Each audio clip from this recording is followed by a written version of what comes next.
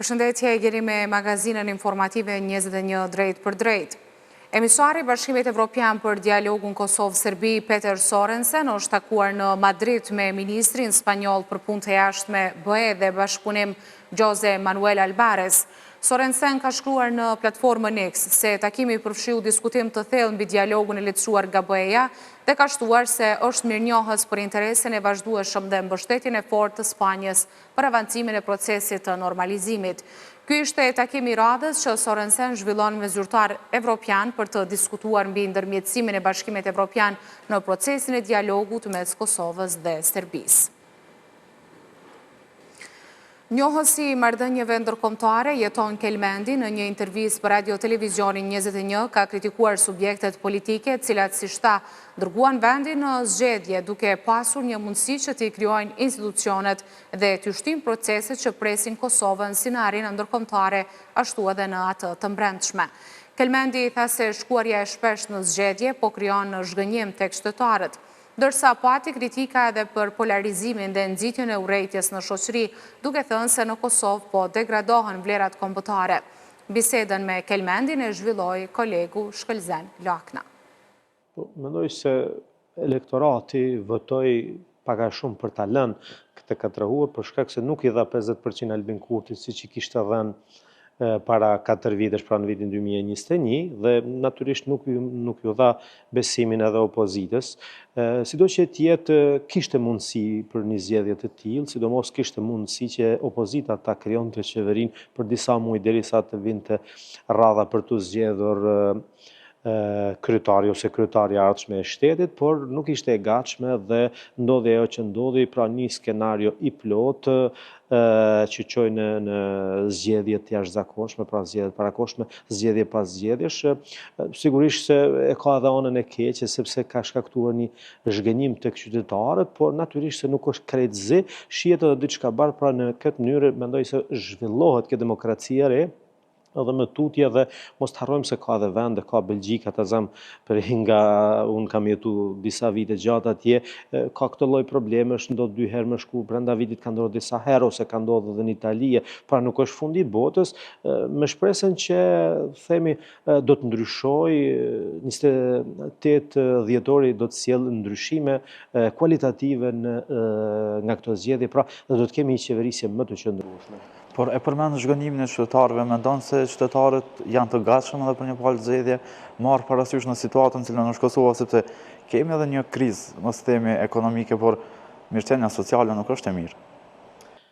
Në fakt, qytetarët gjithkush gënjehen dhe edhe tek ne zhgënjehen. Qytetarët kanë qenë të zhgënjur edhe më herët, sepse në qeverisin 4 vjeçare të Albin Kurtit dhe Vjosa Osmanit ka ndodhur pra një lëshim masiv i qytetarëve. Nuk mbaj mend, ndoshta as në vitet 90 kaq shumë qytetarë ta kenë lëshuar dhe kaq me zhgënjim Kosovën.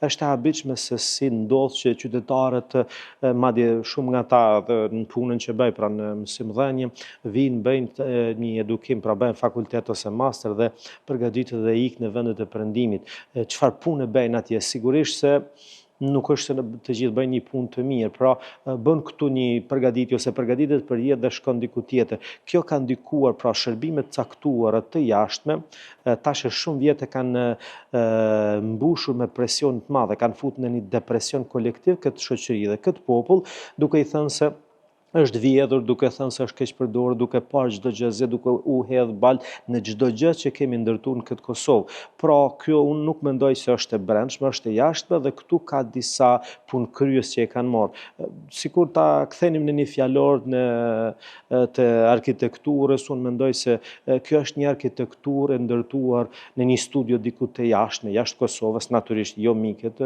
shqiptarëve mas paku dhe Kosovës, dhe këtu janë gjetur disa punë kryes. Dhe për fatin ton të keq, mendoj se punë kryes në këtë arkitekturë të degradimit, të zhgënjimit dhe të thyerjes së moralit dhe të besimit, pra kanë qenë Albin Kurti, Vjosa Osmani dhe kompania e tyre. Duke parë çdo gjë zi dhe pasi erdhën ata, kërkuan 50% mendimin dhe se si erdhën dihet, mos e komentojmë tani, pra ndodhi ajo që ndodhi. Në politikën e jashtme, Kosova përjetoi regresin më të madh që nga çlirimi. Në politikën e brendshme, qarjet mëdha dhe përqarje deri në masa shumë ekstreme ku të ndodh që figurat caktuara quhen tradhtar, quhen me listën serbe. Tazem Kosova ka prodhuar heroj dhe heroina gjatë gjithë kohëve dhe fatmirësisht Kosova nuk ka vetëm heroj që kanë kaluar në përjetësi, po ka dhe heroj të gjallë dhe nuk di diçka më të shëmtuar se që ndodh në Kosovën tonë gati po bëhen 3 dekada të çliruar, Kosovën shtet të njohur nga shumica e vendeve të botës dhe vihet dikush dhe t'i quhen tradhtar, t'i quhen me listën serbe herojt. Ishte shumë pikëlluese ajo kur tentohet fyerja t'u bëhet Tazem deputetes Jashari që ka shumë familjar të vrarë ose herojt të gjallë Ramush Haradina, ajo është fyerja dhe ne kemi heroj dhe për mua ajo është heroim, është heroi i popullit tim dhe të quhet ai me këtë gjuhë, unë mendoj se jo se është e papranueshme, por duhet t'i thras mendjes qytetari i Kosovës dhe ta ndeshkoj këtë kost. Nuk kemi popull që ta hudhim, ta humbim, thjesht ne duhet të kemi vetdije dhe duhet ta ndalim këtë të keqe që po na ndodh tash e 5 vjet. Në fakt kjo e keqe ishte edhe më herët prezent, po tash e 5 vjet kjo e keqe ka marrë për masat e mëdha, pra ja kemi sjell vetvetes këtë të keqe, kemi pranuar këtë të keqe të madhe dhe pastaj secili pra ikën sepse nuk e sheh shpresën në këtë vend dhe kjo nuk duhet ndodh. Si ka mundësi që arin me shërbime të caktuara ti mobilizoj, pra një pjesë e konsiderueshme e bashkëkandidatarëve vinë për të votuar këtu, se këtu qenë ka mrekullia dhe sa po vinë të votojnë ikin në për vendet e tyre sepse të ardhmen ata e shohin diku tjetër jo në Kosovë. Pra kjo është një seso se duhet ta themi një shërbes që po i bëhet të keqes së Kosovës, të keqes së këtij vendit. Po profesor, si të luftohet kjo dukurime që qytetarët 2 herë ja dhanë besimin vetëvendosjes, një herë mori 51% në zgjedhjet e fundit, më pak, por megjithatë ka 2 fishën e votave të partive ish opozitare, ndërsa kjo situatë e përçarjes ose këto akuza dhe kundër akuza po vazhdojnë. Po fatkeqësia që ndron se këtu kemi nuk po dinë ta çmontojnë gjithë këtë metodologji të populizmit dhe partitë opozitare kanë rënë në grackën e tij. Është vështirë dhe shumë vështirë për ta çmontuar këtë populizëm që vije i sinkronizuar gjithmonë nga shërbime të caktuara jashtë Kosovës dhe partitë opozitare duhet ta ndrojnë kursin politik. Thjesht duhet ta përshtasin me realitetin dhe gjithë këto afera korruptive që fliten për qeverinë. Këtu kemi një katrahur sepse vërtet drejtësia është në një gjendje të keqe. Drejtësia është e kapur, po jo e kapur nga partitë opozitare siç thonë spakun kohën e sotme. U pa dhe shkarkimi i kryeprokurorit në detyrë, i cili natyrisht se si u bë, sepse edhe aty ka. Pra thjesht nëse është e vërtetë dhe ose duhet të dënohen ata që kërkojnë ose që sjellin këto prova për shpifje ose duhet të arrestohen ata. Si ndodh që i ngritet kërkohet që të jetë dëshmitar kryeministri Albin Kurti dhe në sa mënyrë të paskrupull del dhe thot se unë guxoj thot mos shkojnë në prokurori thot për të intervistuar thot e ata nëse guxojnë thot le të vinë. Kjo tregon në çfarë krize jemi ndodhur. Pra ne nuk mund ta mundim këtë të keqe. Kjo është një mërtaj për shoqërinë shqiptare. Këtu për fatin e më duhet edhe ta them edhe një analizë. Ka një mbështetje të madhe sepse po them gjithçka i skenario është jashtë Kosovës dhe këtu i ka gjetur kategoritë e caktuara. Kush janë mbështetësit? Janë njerëzit që kanë shërbyer Jugosllavisë dhe Serbisë, janë ose fëmijët e tyre ose njerëzit të cilët kanë qenë për afera korruptive janë marrë pra ose në LDK ose në PDK dhe në AK dhe një kategori e cila është me nën minimum të edukimit. Dhe këto kur po mblidhen së bashku, po bëjnë një kategori bukur të madhe sa për fat të keq, domethënë janë më shumë se sa një parti tjetër. 50% e qytetarëve. Po nuk bëhen 50%, nuk dash ndonjë shifër, po për fat të keq janë shumë. Shto faktin këtu se edhe një kategori tjetër gati e harrova, janë ata të cilët janë në gjendje të keqe ekonomike dhe blihen. Vetdia e qytetarëve gjithku pak a shumë është e njëjtë te secili popull, por para mendoje ti në mënyrë jashtëligjshme shpërndan parë 20 sa milion për studentën nga 100 herë. Ajo është lëmosh, por nuk është vetdia e secilit qytetar që thjesht ti merr, pra i le komunat pa buxhet, i le në mënyrën më arbitrare të mundshme dhe çke pare, ngrit pensione, ngrit qeveria e cila është jashtëligjshëm dhe kjo qeveri, domethënë, sepse shkoi edhe legjislatura e fundit, se për aq muaj sa ishte dhe ti në këtë mënyrë, pra realisht kjo është një shkelje flagrante në një shoqëri normale, prokurori me automatizëm që moti do duhej t'i arrestonte, domethënë të lëshonte urdhër arrest për kryeministrin Kurti, për ministrin e financave dhe shumicën e këtyre të cilët marrin vendime, po them, kaq arbitrare. Madje për këtë që i themun, kemi edhe vendim gjyqësor bre. Gjykata Supreme e Prishtinës pra ka thënë sepse të gjithë ata që kishin mandat të dyfisht, çdo veprim ishte i legjitim dhe nëse ti qëllimisht e shkel ligjin, atëherë sigurisht se do duhej në një shoqëri normale që drejtësia të merrej me to. Nuk ka mandat të dyfisht, tash mund të marrë vendime sepse ka mbetur vetëm kryeministri në detyrë.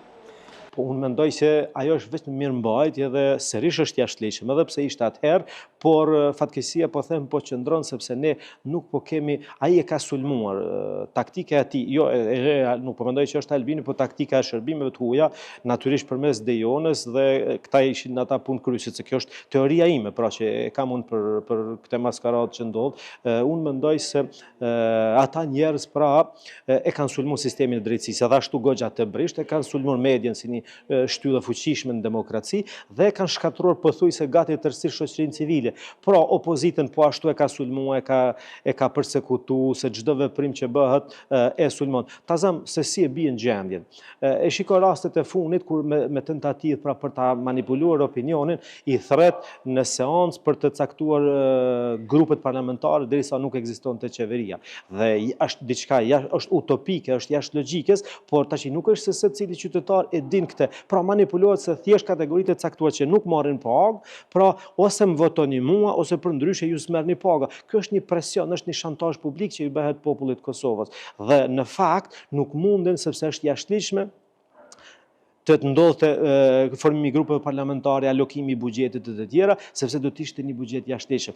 Dhe ti ke pas parametrat kur ke qenë në kushte normale, është dashur të parashosh këto, edhe buxheti për radiotelevizionin e Kosovës, edhe të gjitha sektorët ku i prek pra sektorët publik është dashur të mendohet. Pra thjesht nëse nuk e gëzon një mbështetje popullore siç e kishte me atë vërshimet, se unë i quaj vërshime ato 2020-ën, 21-ën, pra kjo ndodh me këto lloj presionit që qytetarët thjesht t'i varfroj se i ka varfëruar me inflacion enorm, me një inflacion shumë të lartë, me paga, po them, shumë bizare dhe çmime shumë të larta, dhe kjo është një shantazh që do t'ua bëj qytetarëve. Dhe qytetarët qofse edhe kësaj radhe nuk dinë ta kuptojnë këtë, sigurisht se do jetë edhe më keq se ç'është keq. Pra, jemi dëshmitarë të gjithë se jemi në një situatë shumë të keqe, po nëse ne bijem në grackën e këtyre shërbimeve sërish, do të kemi edhe shumë më keq një situatë, po them, më të dhimbshme se ç'a kemi sot. Pra, ne shkruam në zgjedhje të jashtëzakonshme pa buxhet të miratuar, me një numër marrëveshjes ndërkombëtare të pa ratifikuara,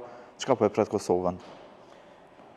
Kosovën e presin sfida të mëdha, sepse nëse nuk ka një vetdije dhe nëse në Kosovë do të kemi sërish këso lloj tundimesh, për çka unë po them, jam i rezervuar të fles, po kam dyshime të mëdha se edhe do të mund të kemi, se larg qoftë e keqja nëse se Albin Kurti dhe Lëvizja Vendosje do t'i marrin mbi 40 deputet dhe sërish do të delin me atë punëkrysin e parë Albin Kurti do t'ju thotë këta hajvana me ato fyrje që i kemi parë, sigurisht se është një situatë degraduese dhe ose duhet nënshtrohen dhe t'i vazalizohen dikush nga opozita, ose thjesht do ta bllokoj sërish, do të mund kemi zgjedhje të cilat do të jenë në prilla kur të organizohen, sepse shto faktin këtu edhe mënyra se si është caktuar data është në mënyrë shumë arbitrare, për faktin se në fund të vitit mes festave të Krishtlindjes dhe vitit të ri shumë për shkak se fatmirësisht ka liberalizim qytetarët e Kosovës do shkojnë për të vizituar familjarët e tyre dhe në të njëjtën kohë pritet që të vinë disa qytetarë të diasporës, sigurisht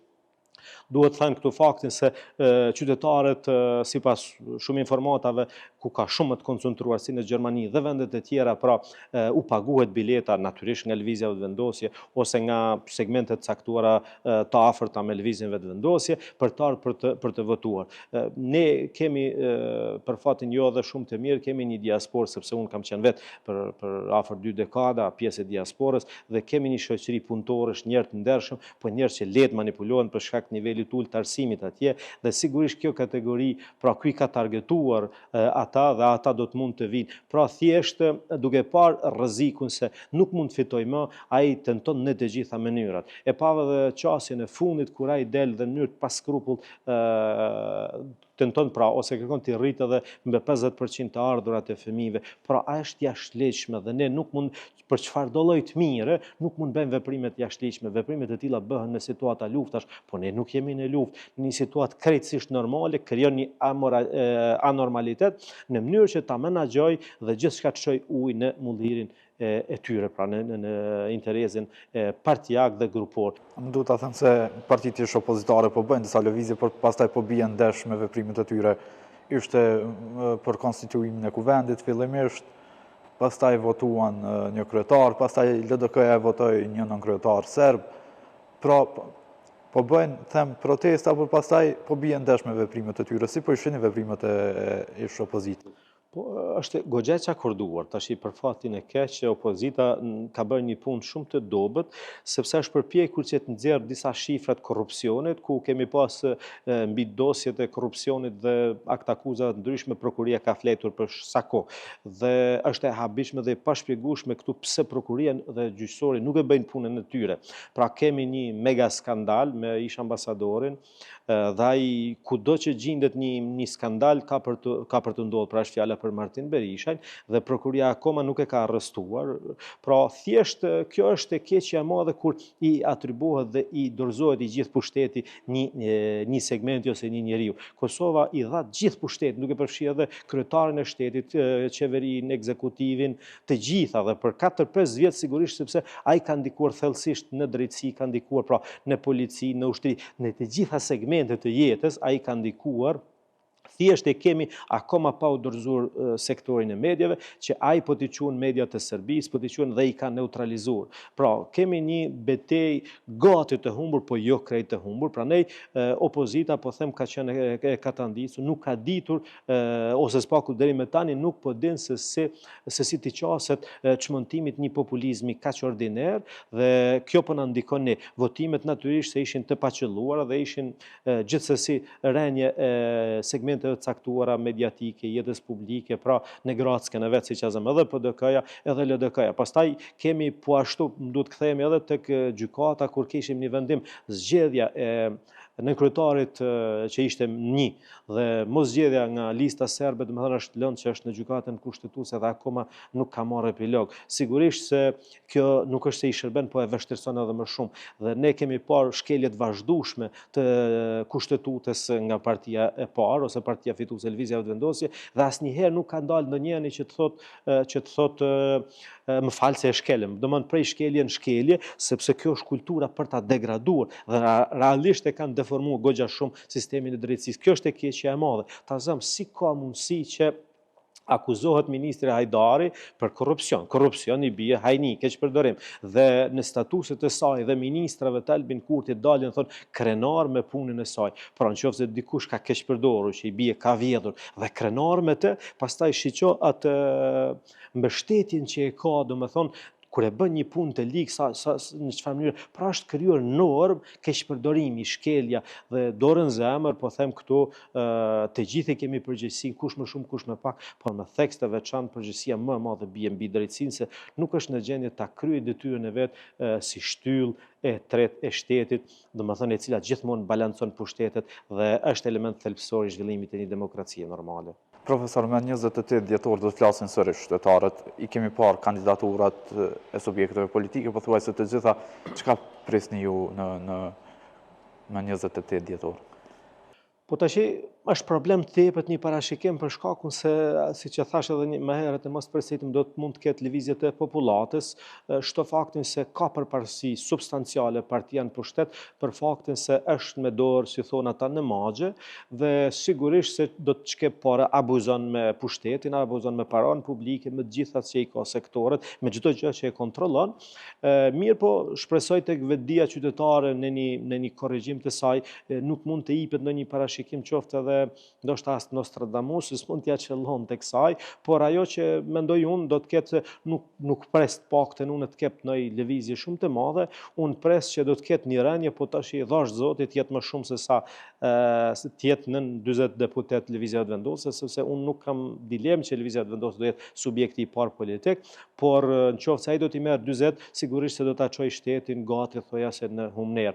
Unë besoj fuqishëm se qeverinë do ta formojnë partitë e deridjeshme opozitare pas zgjedhjeve, ose janë 3 alternativa.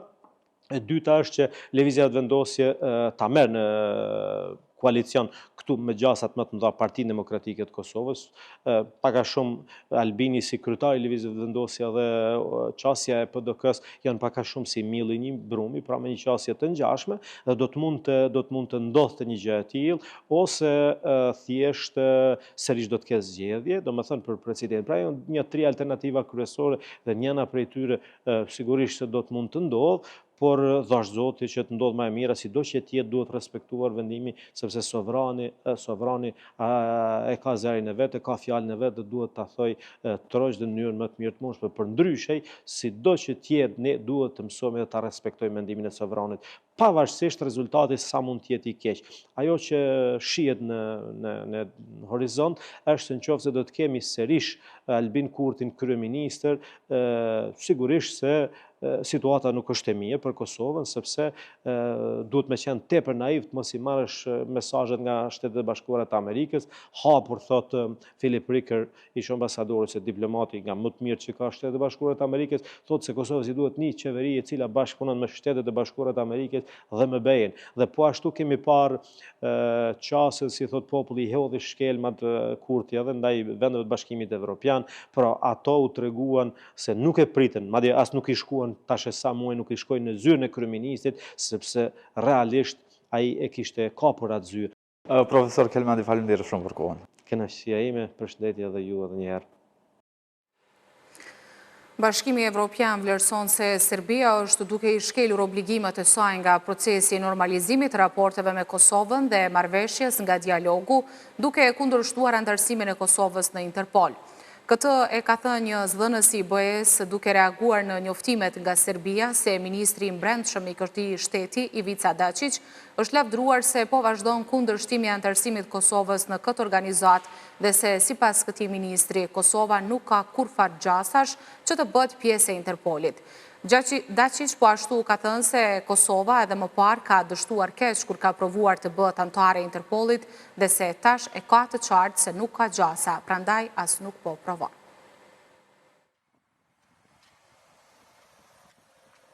Marrëveshja për rrugën drejt normalizimit raporteve mes Kosovës dhe Serbisë mes të tjera obligon Serbinë që të mos kundërshtojë antarësimin e Kosovës në asnjë organizatë ndërkombëtare. BE insiston që kjo marrëveshje është valide, se ajo duhet të implementohet pa vonesa dhe zbatimi i saj mbetet kusht për Kosovën dhe Serbinë, si dhe për integrimin e tyre në BE. Ashtu dhe për përfitime financiare nga plani i rritjes për Ballkanin Perëndimor, këtë e ka thënë një zëdhënës i BE-s.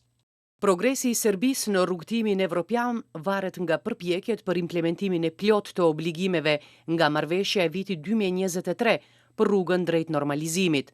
Duke kundërshtuar në parim antarësimin e Kosovës në Interpol, Serbia është në shkelje të obligimeve nga marrëveshja e Ohrit, neni 4 i marrëveshjes. Por në BE akoma nuk saktësojnë se e cila do të jetë pasoja për Serbinë për një sjellje të tillë që vetë BE konsideron shkelje. Disa shtete anëtare shpesh kanë shprehur pakënaqësi për mungesën e masave ndaj Serbisë, ndërkohë që Komisioni Evropian i mban në fuqi masat kundër Kosovës. Një qasje e tillë nga disa shtete anëtare të BE-s është vlerësuar si qasje e pabalancuar. Sa i përket planit të rritjes, parakushtet e lidhura me progresin në normalizimin e raporteve me Serbisë e Kosovës vlerësohen sa herë që të bëhet kërkesa për pagesa në përputhje me rregulloren. Serbia ka marrë pagesën e parë nga paketa e rritjes në formën e parafinancimit. Kosova nuk ka përfituar akoma nga kjo, për shkak se nuk ka ratifikuar marrëveshjen për kredi në BE. Organizata e veteranëve të luftës UÇK-s ka reaguar mbi arrestimin e shtetasit Kosovës Avni Qenaj nga autoritetet e Serbisë. Gazmend Sylla nga OVL-UÇK tha se Qenaj e ka statusin e veteranit të luftës së UÇK-s, por nuk ka qenë në vit të frontit, duke shtuar se akuzat e Serbisë ndaj tij janë të pabazuara dhe politike, pjesë e luftës speciale të saj kundër ish ushtarëve të UÇK-s. Zotri Sylla, edhe një ish pjesëtar i UÇK-s u arrestua në Serbi në vazhdën e arrestimeve të një pasnjëshme pothuajse nga ky shtet të ish pjesëtarëve të UÇK-s. Si shihni këtë fakt, këtë arrestim që po vazhdojnë të tilla pra? Në fakt Serbia prej pas luftës, pra luftës në kuptimin me armë, asnjëherë nuk e ka ndalë luftën speciale prej vitit 2000, do të thotë pas qërimit, ndaj ushtarëve të ushtrisë të Kosovës, po edhe ndaj qytetarëve tjerë të Kosovës, të cilët kanë hasur këto problematika që po hasin luftarët e lirisë. E shohim që tendencioze dhe janë politike, e nisën prej faktit se me këto akuzat që mbrëmë i kishin publikuar Ministria e Punëve të Brendshme për çka akuzohet bashkëluftare jonë, nuk qëndrojnë, sepse në bazë të gjitha informatave që kemi marrë prej bashkëluftarëve tonë dhe brigadës 138 Akim Ramadani që ka operuar pikërisht në brezin kufitar në Koshare, nuk ka dikush prej bashkëluftarëve tonë që e njeh këtë person ose të ketë qenë së bashku me të në vijat e frontit. Edhe është e pa kuptueshme mu ngrit ato akuza për një person të tillë përderisa ai nuk ka qenë fare me pushë në dorë. Dhe gjasat janë që ky person këtë kontribuar në shërimin e vendit tonë, po me gjasë në formë logjistike. Ju e dini që shumica e hasjanëve kanë si profesion, si biznes vetin, furrat e bukës e ato. Gjasat janë që këtë ka shërbyer edhe në kuzhinë gjatë luftës shërimtare, pra për akuzat çfarë Serbia pretendon janë tepër të pabaza dhe janë vetëm politike e asnjëherë juridike. Pra ky person i fundit thoni që nuk ka qenë pjesë e UÇK-s. Në bazë të informacionit që kemi ne, personi gëzon kartelen e veteranit e shtantar i organizatës veteranëve të luftës, e gëzon statusin e veteranit të ushtrisë shqiptare të Kosovës, por nuk ka qenë asnjëherë në vijat e frontit, apo nuk ka pas pushkë. Se pa ku këto informacione kemi për gjithë luftarëve që kemi komunikuar prej mbrëmë edhe sot me bashkëluftarët tonë brigadës 138, nuk e njeh dikush apo nuk e ka takuar ndonjëherë në vijat e luftës personin fjalë. Po ndërkohë do duhet të ishin më të kujdesshëm ish pjesëtarët e UÇK-s dhe kushdo qoftë që ka kontribuar në luftën e UÇK-s gjatë kalimeve nëpër Serbi, të shmangin ato. Ne gjatë këtij kohë që kemi bërë thirrje bashkëluftarëve tonë që mos më bëni gjatë tillë, mos më kaluani nëpër Serbi, në asnjë rrethon. Po prapë nuk po shkon mesazhe me gjas aty ku duhet apo nuk po duhet me ndëgju bashkëluftarët tonë. E nisën prej faktit se këta ndihen tepër të pastër gjatë luftës tonë shërimtare, do të thotë ndihen që nuk kanë kryer ndonjë krem. E prandaj ata mendojnë që nuk ka kush të çfarë t'ju bëj. Po prapë Serbia është e njëjta ajo që ka qenë para luftës, po edhe e luftës.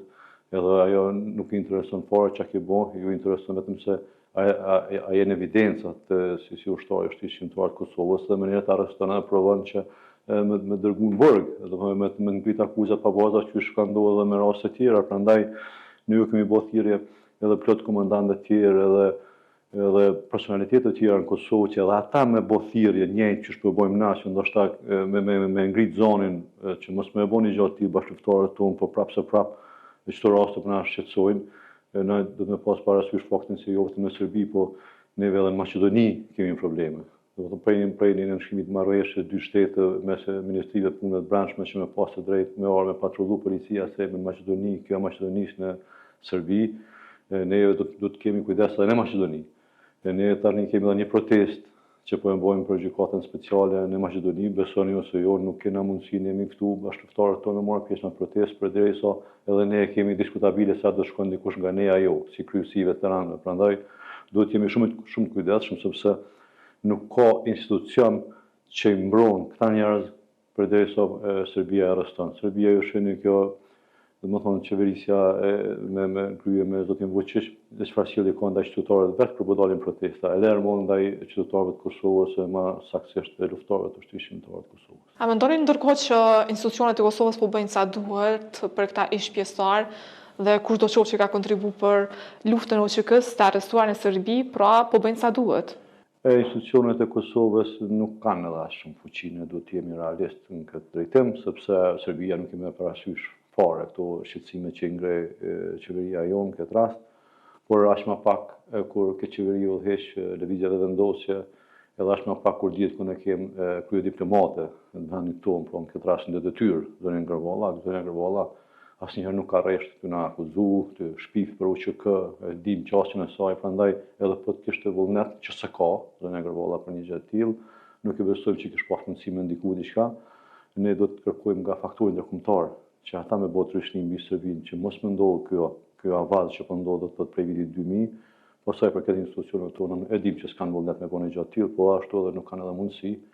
Ju e dini me rastin e arrestimit të serbit në Rabet, që ofendoi luftën tonë edhe ato që kishte ndodhur në Krush, atje me njëherë reaguan plot ambasadat tona këtu në Kosovë, na thanë që sa më shpejt me dhon epilog kësaj pune edhe në farforë me bën tryshni dhe me liru atë serbin, po diplomacia jonë ka shi në raport me diplomacinë e Serbisë jena shumë larg fatkeqësisht. Po keni ndonjë shifër sa është numri total deri më tani i të arrestuarve nga Serbia, edhe që janë liruar, por edhe këtyre që tashme janë arrestuar pra? Nuk kemi të saktë, sepse edhe familjarët nuk është që kur ju liru bashkëpunëtorët tonë që janë me na tregu që u liru, apo ndodhen vetëm sa të pone për media, po ju jemi zgjidhur që 10 raste kemi që i keni pa dhe ju i keni procedurë gjatë këtij kohës që kanë qenë të arrestuar, më pas ju liru disa prej tyre janë dënu, e kemi bashkëpunëtorët tonë në Zir Mehmeta, i cili tani para pak kohë ka dalë nga burgu, i cili ka vujt diku rreth 4 vjet burg, kinse për krimin kryera në gjatë luftës tonë, vitit 98-99. Prandaj nuk kemi shifër saktë, po shpresojmë që ky të jetë i fundit si rast dhe apelojmë prapë. Mos e bëjeni gjë të tillë sepse nuk ka institucion që vjen në mbrojtje juve. Mjafton pyetni ish policin i cili ishte arrestuar më herët, si çush ka kalu këtë ditë në burgun e Serbisë, Arnor Spahjon, edhe ai u tregon për historinë e tij sa ditë ka qëndruar aty, prandaj nuk ish komi me bë asnjëherë jo luftëtorët e UÇK-s, po gjithë ata veprimtarë që kanë ndihmuar në çlirim në vendin këtu, në cilat do forma qofshin ato, mos me bëni gjë të tillë me kalu ka Serbia. Faleminderit shumë nderuar për kohën. Faleminderit juve. Avokati Arjanit Koci e angazhuar vullnetarisht në rastet e arrestimeve të ish pjesëtarëve të UÇK-s në Serbi, përfshirë edhe rastin e fundit të shtetasit kosovar Avni Qenaj, thotë se shteti duhet të veprojë në terren dhe të mos mjaftohet me deklarata. Sipas Kocit, çështja e arrestimeve të tilla duhet të merret seriozisht, teksa shtoi se për ish pjesëtarët e UÇK-s të arrestuar nga Serbia duhet të krijohet edhe një fond si ndihmë për familjet e tyre. Me Kocin bisedoi gazetarja Valmira Hoti. Zotri Koci, edhe një ish pjesëtar i UÇK-s i arrestuar në Serbi në vazhdën e arrestimeve të vazhdueshme pra nga ky shtet, si shihni këto arrestime, çfarë po tregojnë në fakt? Ju po e shihni se janë shpeshtu arrestimet. Neve na duhet një mobilizim, unë sot po shkoj në Beograd. Çka duhet tash të bëjmë? Ne si shtet duhet me u organizu, duhet në kuadër të buxhetit që është për të arrestuarit në Hag, me kriju edhe një buxhet për familjet e personave që po arrestohen. Çdo person që po arrestohet, familjet e tyre po hynë në borxhe të mëdha. Ne si shtet duhet të i ndihmojmë, pra atë qytetarë tanë, edhe Ministria e Punëve të Jashtme së bashku me qeverin duhet ta forcojnë edhe me staf, edhe me tolla, edhe me vetura zyrën tanë në Beograd. Ambasadori jonë në Beograd e ka një vetur e cila i ka rreth 650.000 të kaluara, pra ajo vetur ka dhe probleme në kohë pas kohe teknike. Nuk na mbetet tjetër përveç se me ngrit zanin edhe mos me përhap politika defetiste. Unë besoj që ne duhet këtë çështje ta marrim me seriozitet edhe mos me kriju ndjenjen të qytetarit se po dorëzohemi para Serbisë, por duhet në gjitha format me protestu, me reagu që këto mos me ndodh këto arrestime. Do të angazhoni personalisht edhe në këtë rast, apo jo? Unë shpesh më bjen me shku në Beograd, për gjitha rastet thuaja angazhohem. Nuk them se unë jam ai personi që e krym punën ose që kam ndonjë ndikim vendimtar, por një shtyme që i thonë e jap gjithmonë, edhe është me rëndësi me cek se këtë e bëj pa pagesë. Për çdo qytetar i cili arrestohet në Serbi, unë shkoj pa pagesë pra falas. Po pikërisht për këtë rast, ka informacione, çfarë janë informacionet, pse është arrestuar konkretisht dhe është do thotë vetëm qëllim politik i Serbisë, që ka bërë vazhdimisht, po thuajse? Shifeni, ne jemi në një formë në luftë të pashpallur me Serbinë. Natyrisht që këtu politika ka rol vendimtar. 2 ditë e para kur arrestohet secili person, informatat janë të kufizuara. Kjo është edhe arsyeja pse unë po shkoj, por nuk po shkoj vetëm për këtë rast, mu mbrëm kanë kontaktu familjarët e këtij personi, por në këtë fazë nuk kam informata, tash po shkoj me marr informata, e di që edhe zyrja e Kosovës në Beograd ka kontaktu ambasadori me atë sa po ka mundësi, ambasadori Jetish Maloku, atë sa po ka mundësi, ai po vepron, por duheni me ditë se këtu neve na duhet veprim në teren, nuk mjafton me deklarata edhe me maila, po duhet dikush me shku vazhdimisht në teren atje dhe me u kujdes për qytetarin e Kosovës. Po pikërisht kjo çështje, pra institucionet e Kosovës nuk po ofrojnë sa duhet mbrojtje për këta ish-pjesëtarë që po arrestohen vazhdimisht atje? Nuk po them që nuk po ofrojmë mbrojtje, por angazhimi duhet të jetë shumë më i madh edhe shumë më i artikuluar dhe angazhim në teren. Dhe mbi gjitha duhet krijohet një fond për këto arrestime, se arrestimet nuk do të ndalen, ju po e shihni kohën e fundit vetëm sa po shkojnë duke u rritur. Me që nuk po ndalen vazhdimisht, pra a do duhet që spaku dhe këta ish-pjesëtarë të kenë kujdes që mos të kalojnë nga Serbia, të shmangin pra kalimin andej? Natyrisht se gjithë do të me pas kujdes, po këto janë gjëra që ndodhen, ju e keni rastin e funit të një personi që tash gati ka 80 vjet, ai ka qenë disa herë në Serbi edhe fare nuk ka të bëj me krime lufte edhe në mënyrë arbitrare ai po mbaqet disa muaj. Kështu që nuk është këtë çështje apo arreston ish-pjesëtarët e UÇK-s, por këtu është problemi që sa herë tensionohet situata politike, atëherë i gjen arsyen për me fut në procedurë, natyrisht ju e keni pasur në disa raste edhe po lirohet, po veprojmë faktorin ndërkombëtar ne shteti i Kosovës, por po e përsëris duhet t'i bashkojmë forcat dhe duhet ta bëjmë një mbrojtje të strukturuar, të artikuluar dhe mbrojtjen në teren nuk mjafton vetëm me maila. A do duhet edhe faktorin ndërkombëtar të ishte do të thotë më i angazhuar në këtë çështje, të kishte një presion më të madh ndaj Serbisë? Unë vazhdimisht bëj presion te faktori ndërkombëtar, por mos harroni që barën kryesore për kujdesin ndaj qytetarit të Kosovës e ka shteti i Kosovës. Faleminderit shumë i nderuar për kohën tuaj. Faleminderit e juve.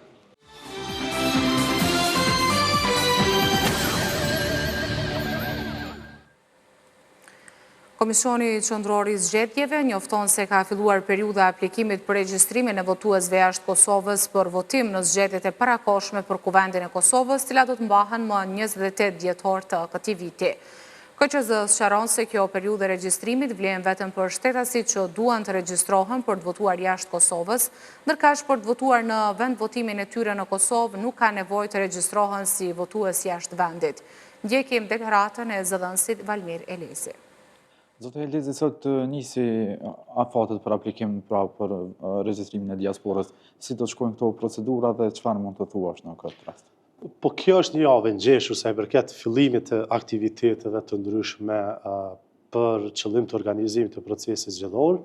Të hënën ka filluar periudha e subjekteve politike për të dorëzuar aplikimin e tyre për të certifikuar për pjesëmarrjen në zgjedhje, e cila do të përfundojë më datën 7 dhjetor, dhe gjithashtu ka filluar edhe periudha për subjektet politike të cilat aplikojnë për të certifikuar, pra periudha për të dorëzuar listat me emrat e kandidatëve, e cila përfundon me datën 7 dhjetor, dhe gjithashtu ka filluar edhe periudha për partitë politike për të njoftuar KQZ-n se në këto zgjedhje do të garojnë përmes koalicionit.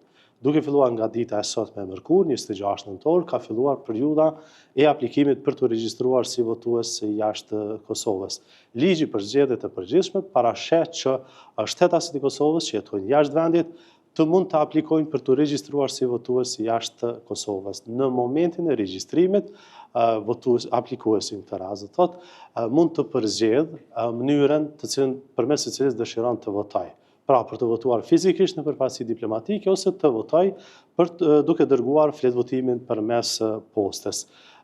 Kjo periudhë e regjistrimit do të përmbyllet me datë 6 dhjetor, pra 11 ditë afat, dhe platforma elektronike e KQZ-s do të hapet duke filluar nga pasdita e ditës së mërkurë, pasi KQZ të miratoj listën e qendrave të votimit jashtë vendit dhe të caktoj numrin maksimal të votuesve në secilën prej vendvotimeve të këtyre qendrave të votimit në përfaqësi diplomatike.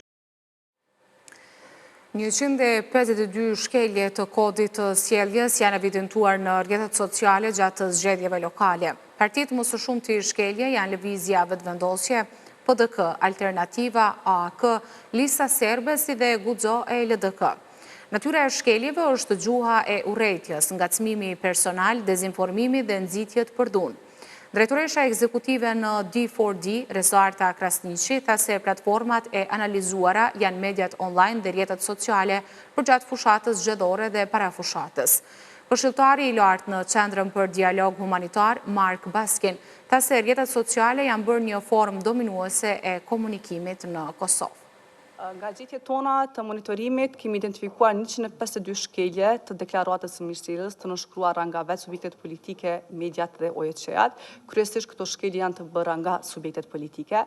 Platforma ku janë bërë shkeljet më të mëdha është Facebook me 95%, pastaj kemi TikTokun dhe kemi Instagramin. Do thotë llojet e shkeljeve të bëra nga ana e kandidatëve është 66% nga kandidatët për kuvendin komunal, 13% nga ana e medjave, 11% nga ana e analistëve politik, 10% nga kandidatët për kryetar komune, si dhe 1% është nga subjekti politik. Partitë politike me më së shumti shkelje është identifikuar nga monitorimi realizuar në këto 18 komuna, është Lëvizja Vetëvendosje, pastaj e përcjellur nga Partia Demokratike e Kosovës, Alternativa dhe Aleanca për Ardhmëria e Kosovës, dhe i kemi pastaj në përqindje më të ulët Listën Serbe, Lidhën Demokratike të Kosovës, Guxo, ndërsa nëse e marrim nga partitë politike më të targetuara për gjuhën e urrejtjes dhe dezinformimin në këtë drejtim, është e para PDK-ja më e targetuar, pastaj është Lëvizja Vetëvendosje, LDK-ja, AAK-ja, Lista Serbe, Guxo dhe tjetër. Natyra e shkeljeve gjatë monitorimit ton del se më e shprehura është gjuha e urrejtjes në këto postime. 14% është ngacmimi personal, që ka qenë mjaft më i lartë si vjet në krahasim me monitorimet e kaluara që i kemi bërë. Do të ngacmimi personal në formatin bullying në nivel individual, që nuk ka qenë më herët. E kemi dezinformimin, e kemi nxitjen për dhunë, ka pasur thirrje të ndryshme në këtë drejtim, sidomos në rrjetin Facebook. Kemi sulme etnik fetare. And so I want to outline 2 points now, and then after the conversation... Shpërndarja e gjerë në rrjetet sociale të lajmeve të rreme, egzagjerimi dhe shpifja e informacioneve minojnë kapacitetin e qytetarëve që të bëjnë zgjedhje inteligjente në votime dhe kërkimin e llogarisë nga qeveria. Këto rregullime të informacionit duke përfshirë divizionin, gjuhën seksiste dhe të ashpër, gjuhën e urrejtjes, përmbajtje të rreme dhe manipuluese mund të kërcënojnë demokracinë në Kosovë, siç mund të kërcënojnë demokracinë në çdo shteti tjetër. Pra, kjo është arsyeja pse jemi përfshirë, sepse mund të çojë deri në konflikt. 83% of people... Lidhja Demokratike e Kosovës ka mbajtur konferencë për media për zgjedhjet parlamentare të jashtëzakonshme që do të mbahen më 28 dhjetor. Antari kryesisë LDK Sarmend Zemaj tha se pjesëmarrja e mërgatës në procesin e votimit është legjitimim dhe forcimi i demokracisë në vend. Ish deputeti i Kuvendit të Kosovës tha se Lëvizja Vetëvendosje ka shfaqur nga fillimi tendencën për, si thot ai, kapjen e bordit të televizionit publik. Mërgata e Kosovës ka qenë gjithmonë shtylla e proceseve tona shëndërtuese. Në ditët më të vështira, mërgata ishte krahnesh, në momentet më vendimtare ishte zëri i arsyeshëm dhe i vendosur për të mirën e vendit tonë. Edhe sot në këtë kohë të rëndësishme për demokracinë tonë, ne i bëjmë thirrje mërgatës që të jetë sërish pjesë e aktive e këtij procesi jetik. Qoftë me regjistrim për votën e tyre, qoftë me angazhimin e tyre, ata sot nesër vazhdojnë të jenë forcë e madhe e zhvillimit dhe orientimit evropian të Republikës e Kosovës. Lidhja Demokratike e Kosovës do të mbrojë çdo ditë në çdo institucion të drejtën e mërgatës për të regjistruar, për të votuar dhe për të trajtuar me dignitet që ata e meritojnë. Asnjë pengesë politike, asnjë tendencë për blokadë dhe asnjë vijë partie nuk mund të ndalë të drejtën demokratike të mërgatës tonë dhe integritetin e votës së tyre. Dhe jemi të bindur se me pjesëmarrjen e mërgatës, ky proces do të jetë më i fortë, më legjitim dhe më përfaqësues për të gjithë qytetarët e Republikës së Kosovës. Kryetari i nismës Fatmir Limaj ka konfirmuar se është në bisedime me Lidhjen Demokratike të Kosovës për një koalicion të mundshëm para zgjedhjeve të 28 dhjetorit. Limaj mohoi se ka pas takema po ftesë nga Partia Demokratike e Kosovës. Jemi në bisedime me LDK-n, nuk ka pasur asnjë ftesë as takeme PDK-n, tha shkurt Limaj. Pak ditë më parë, kryetari LDK-s Lumir Abdigjiku tha se partia e tij është e gatshme që në listën e kandidatëve për deputet të LDK-s të përfshihet edhe nisma social-demokrate e Fatmir Limajt. Ermal Sadiku, një prej figurave më të njohura të inovacionit dhe sipërmarrjes teknologjike në Kosovë, është bashkuar Lidhjes Demokratike të Kosovës. Lajmi u bë i ditur nga kryetari i LDK-s Abdigjiku, i cili e mirëpriti Sadikun si një aset të çmuar për partinë dhe për sektorin e teknologjisë në vend. Aderimi i tij në LDK është forcimi i ekipit ton. Ai vjen me profesionalizëm, integritet e përvojë. Ai vjen si një adresë e tashmë politike dhe e ardhme e sektorit me potencial në Kosovë, shkruan Abdigjiku. Aderimi i tij në LDK po konsiderohet si një hap i rëndësishëm në zgjerimin e kapaciteteve profesionale të partisë. Transportuesit urban kanë vazhduar protestën për ditën e tretë me radhë. Në rrugët e kryeqytetit janë parkuar autobuset e transportuesve të trafikut urban, por edhe të linjave private që qarkullojnë në Prishtinë, duke shkaktuar kolona të mëdha. Përfaqësuesi i punëtorëve të trafikut urban, Ilmi Gashi, tha se shpresën e kanë të mbledhja e jashtëzakonshme e Kuvendit Komunal të Prishtinës, që është thirrur për të enjtën. Ai nga objekti i komunës së Prishtinës ku janë mbledhur transportuesit, ka thënë që përmes protestës kërkojnë pagën e tyre, që është e drejtë elementare. Kjo kur ja ka nisë privatizimi i komunës me shtije me kilometrazh si trafikin urban edhe kompanitë private u duhet me ditë ka buxhet, shteti, komuna, ajo. A mund me nxjerr buxhetin, ajo.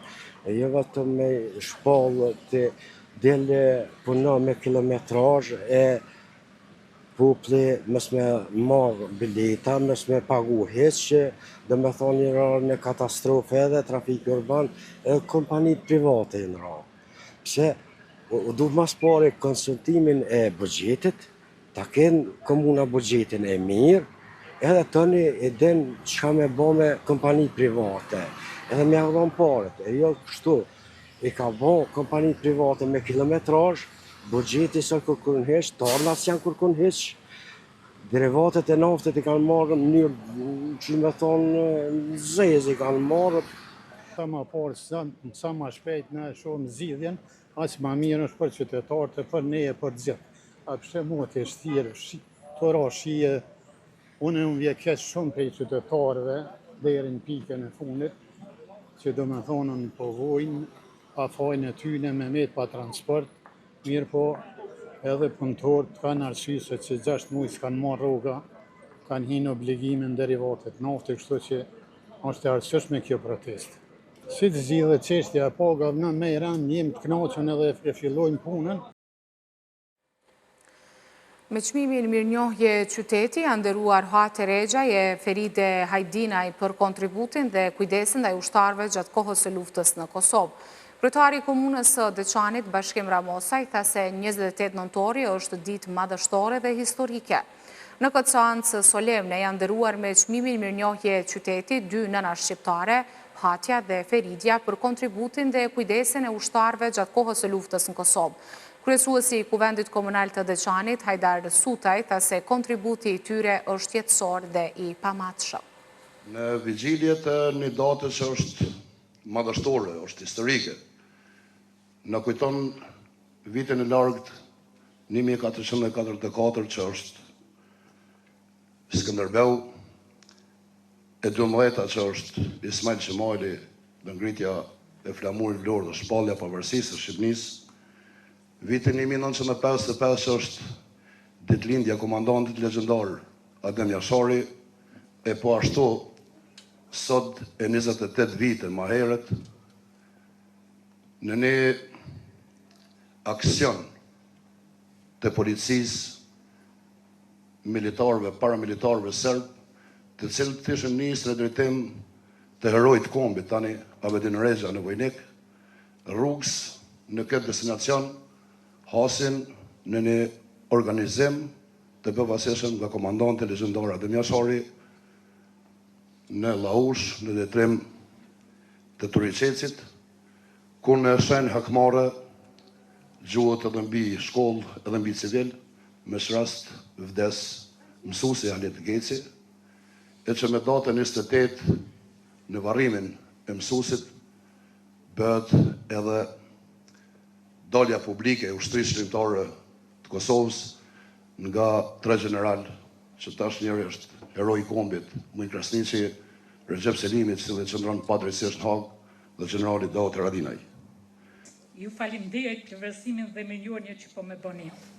Në veçanti me rastin e kësaj feste që shumë fisht të kombit shqiptar, siç janë dita e flamurit kombëtar, po ashtu dhe diltimja e komandantit legjendar Adem Jashari dhe dita e daljes publike të UÇK-s.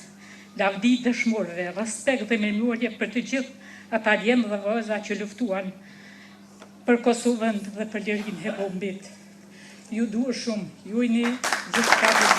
Ju uroj ditën e flamurit, ju uroj ditëlindjen e komandantit legjendar Adem Jashari. Nga ushtria çlirimtare e Kosovës, lavdi dëshmorëve. Unë isha pjesë e ushtrisë çlirimtare të Kosovës. Isha pjesë edhe e brigadës 138 Agim Ramadani. Te Nana Feride kom dejtë shumë. Kjo ishte edhe organizatore e një sulmi të parë mbi forcat serbe. Kishte edhe familjarët në ushtrinë çlirimtare të Kosovës. Ishin djemtë të nënës Feride, ishte burri nënës Feride, që ishin ushtarë të ushtrisë çlirimtare të Kosovës. Dhe gjithë ajo rrethin që i kemi sot meq e që na nderojnë, që ruajnë këtë miqësi. Është nder i veçantë për kuvendin e komunës, për kryetarin e komunës, zoti Bashkim Ramosaj, që sot të ndaj çmimin mirënjohjes qyteti për 2 gra fisnike, që me veprën e tyre e nderuan jo vetëm veten dhe familjet e tyre, por gjithë Kosovën dhe kombin shqiptar. Zonjen Hate Rexhaj, e quajtur Tezja UÇK-s, një grua e urtë, e cila u bën nën, motër, mikpritse për ushtarët e ushtrisë çlirimtare të Kosovës. Shtëpia saj u bë shtëpi e luftës, streje sigurt, vend shprese, vend ku luftëtarët gjenin ushqimin, fjalë të mira, ngrohtësi dhe forcë shpirtërore. Kontributi saj ka qenë aq i madh sa ata që përjetuan luftën e quajtën me dashuri Tezja e ushtrisë çlirimtare të Kosovës. Një emër që flet vetë për atë se kush ishte dhe çfarë përfaqësonte ajo. Zonjen Feride Ajdinaj, një bijë tipike shqiptare e cila me përkushtim të jashtëzakonshëm u angazhua për të ndihmuar luftëtarët, duke dëshmuar se zemra grua shqiptare është po aq luftarake sa arma në duart e djemve tanë. Me veprimet e saj të heshtura, por jashtëzakonisht domethënë se ajo bë bashkëluftëtare në çdo kuptim të fjalës, duke u kujdesur me ushqim, pastrim, ngrohtësi dhe duke mbështetur e duke i dhënë UÇK-s atë që lufta kërkonte më së shumti, humanizmin dhe përkushtim të sinqert.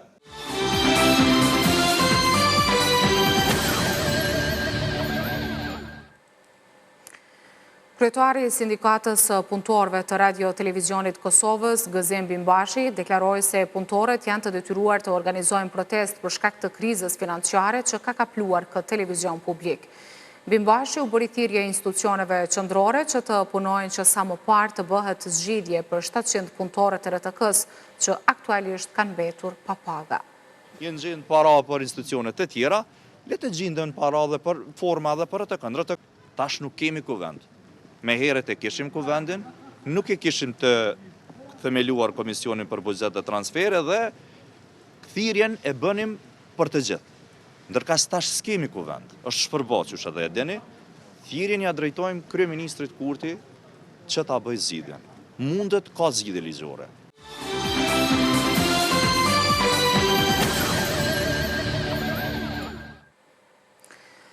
Forca e Sigurisë Kosovës ka njoftuar se të enjtën më 27 nëntor organizon ditën e forcës.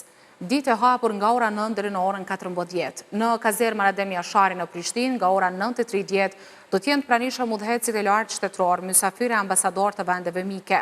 Të gjithë qytetarët janë të mirëseardhur të vizitojnë kazermat e Forcës së Sigurisë së Kosovës në Prishtinë, Prizren, Promozotin, Istog, Ferizaj, Mitrovic dhe Gjilan.